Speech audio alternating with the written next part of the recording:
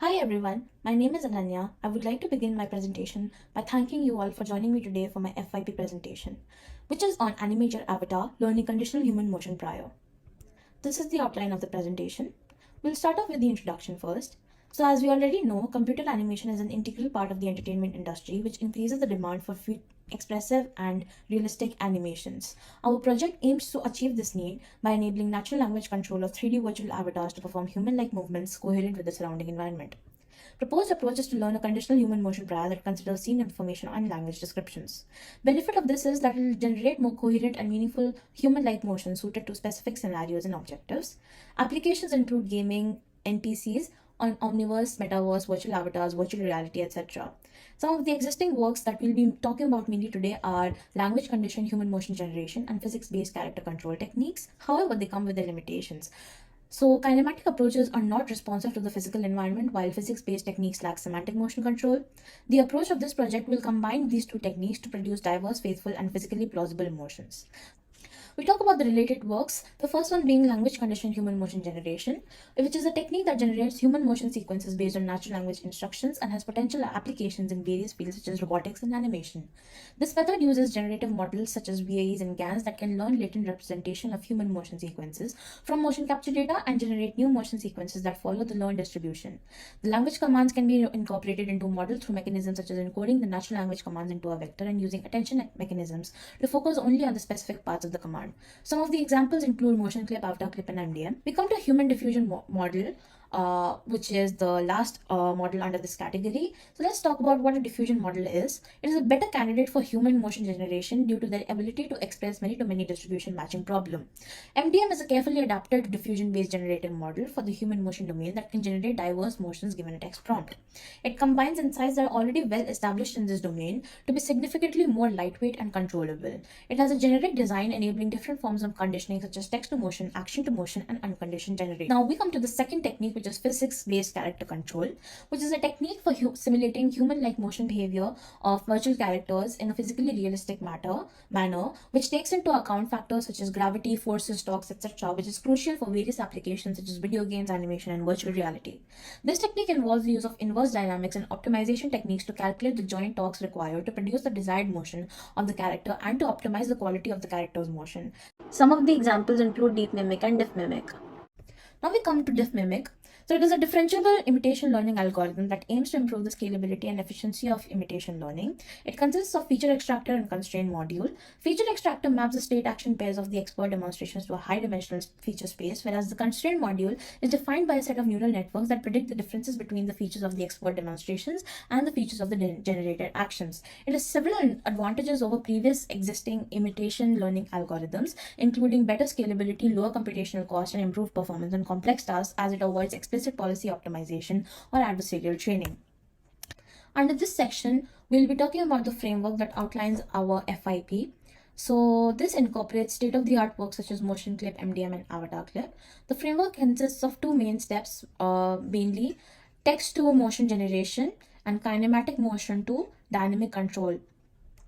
So let's talk about the first step. So text to motion, as the name suggests, involves converting text input to kinematic motion representations.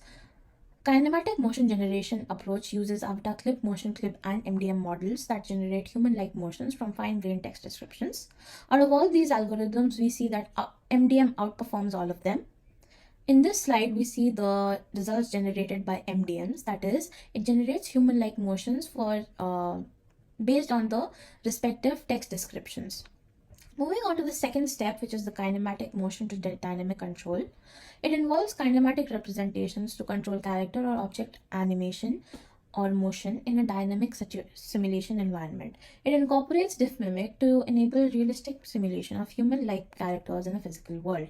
Also relies on policy training to learn a set of control policies to respond to external stimuli. This slide depicts a humanoid that has successfully mimicked the motion sample generated by MDM. Moving on to experimental analysis, let's talk about MDM first. So we had a quantitative analysis on MDM wherein we conducted 20 assessments of 1,000 samples each with two variations, one with foot contact loss and one without. The model with foot contact loss achieved the highest performance, whereas the variation without it demonstrated marginally better outcomes. But we also observed that the one with foot contact loss enhances the quality of the results. Without foot contact loss, undesired artifacts such as shakiness and unnatural gestures were observed. This table summarizes the quantitative analysis. Over here, we have a comparative study of best pose error for each sample that has been successfully mimicked by DefMimic. We also observe that this table reports a range of approximate 0.01 to 0.03 for best pose errors, with the exception of sample 1, which has a relatively higher best pose error of approximately equal to 0.4. We will circle back to this during the live demonstration.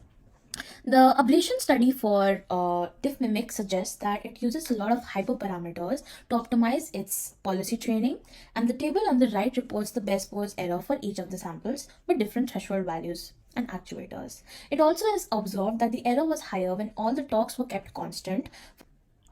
This indicates that it can generate implausible and retarded motions. We look at the results that were generated by combining the two techniques that we just now discussed from the UP framework, and we also notice that this particular sample starts with an imbalanced pose, and we will be discussing this further during the live demonstration and the limitations. So let's take a delve into the live demo of the app. So we will first be discussing some successful cases. So for example, if the user decides to type something like a person jumps, then the following motion will be generated, which is also a successful motion. Now, what if the user decides to say something like a person with difficulty falls and kneels? This also creates a successful motion.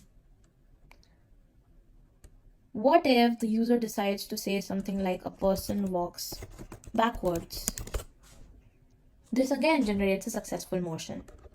Now let's talk about sample 1, which has the text description of a person stretches their arms to the left, then right.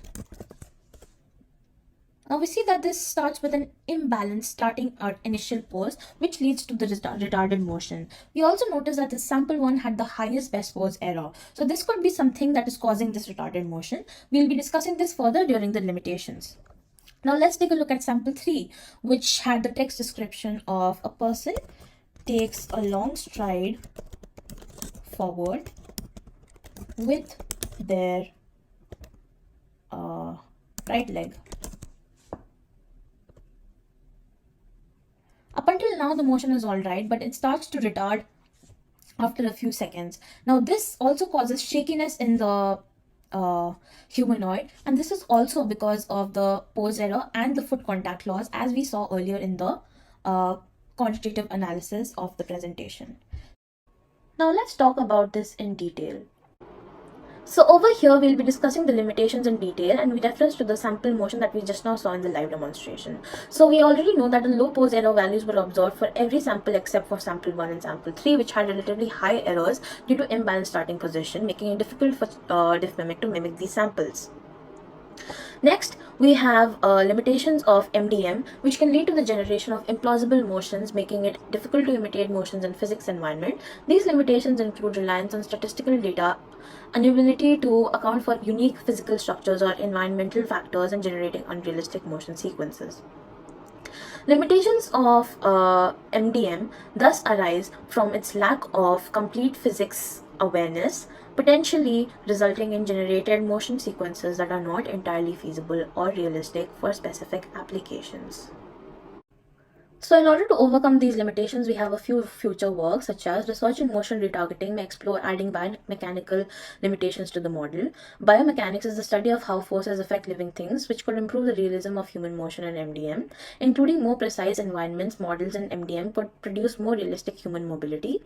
Model of terrain and impediments could also account for physical limitations imposed by the surroundings. Incorporating physical principles into the MDM algorithm could generate more plausible motions by accounting for environmental factors such as gravity, wind resistance, and obstacles. These suggestions aim to improve the accuracy and plausibility of MDM generated motions and overcome limitations that can lead to motion retargeting and mimicking failure.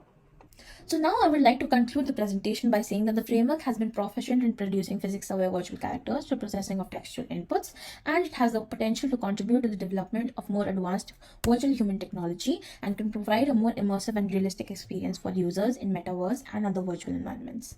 This brings us to the end of the presentation. Thank you so much.